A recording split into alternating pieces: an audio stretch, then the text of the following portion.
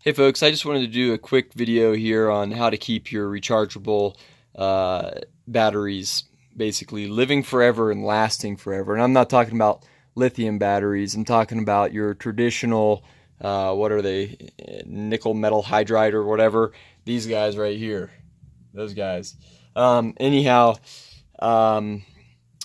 what I mean by that is lasting forever, as in your device when you're out in the field, and living forever as in I've had the same rechargeable batteries now. I've charged for easily over 100 times, and they still seem to hold the same amount of charge as they did when I first got them. The biggest, most important thing for rechargeable batteries is to ditch that cheapo single bank battery charger and get one that has a bank for each battery. This has 4 banks, one for each battery. When that battery is charged, it goes into a trickle and it doesn't overcharge it.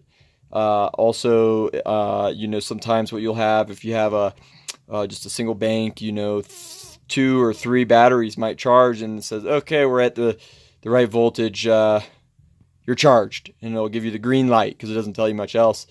And then you put these 2 batteries in and say this one's still kind of empty. So then you have this problem where none of your batteries are always at the same capacity. With this, they'll always be at the same capacity and throwing out the same voltage when you put them in your device, because it charges each one individually. This gets complicated, and I'm not going to get into all the different features, but ditch your cheapo single bank battery charger or double bank battery charger and get one that has one for each battery. Get one that allows you to charge it slow or fast. I could do 200 milliamps an hour, or I could do, I believe, 700. I almost always use 200 because then my batteries live forever and last forever. If you do desperately need batteries the next day or in a couple hours, obviously you can charge them faster, and I've done that. Works out. There are some functions on here I'm not going to get too involved with, but if your battery's not holding this charge like it used to, you can do cycles on this where it discharges and recharges and discharges and recharges until it gets back to its maximum capacity, because these do build these memories more so definitely than lithiums.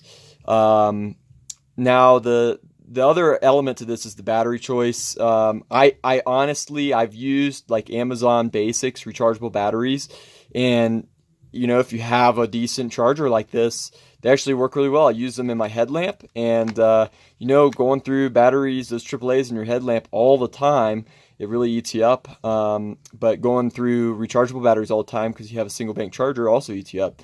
Well, now, with this guy, I can use these Amazon Basics rechargeable batteries, and they work pretty well. However, these Inaloops, and I also have some, I think they're called Maxims or Maximus or something like that.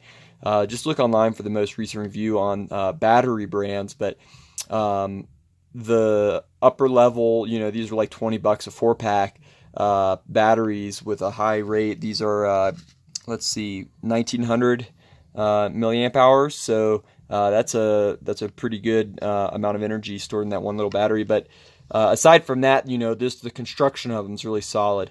Now, I use my GPS in all kinds of conditions. I backcountry ski with it. I mostly use it to track my dogs. One thing, if you are in below freezing conditions, especially if you're in the teens or the single digits, your batteries are eventually going to get cold. And when they do, these things just don't perform in the cold weather.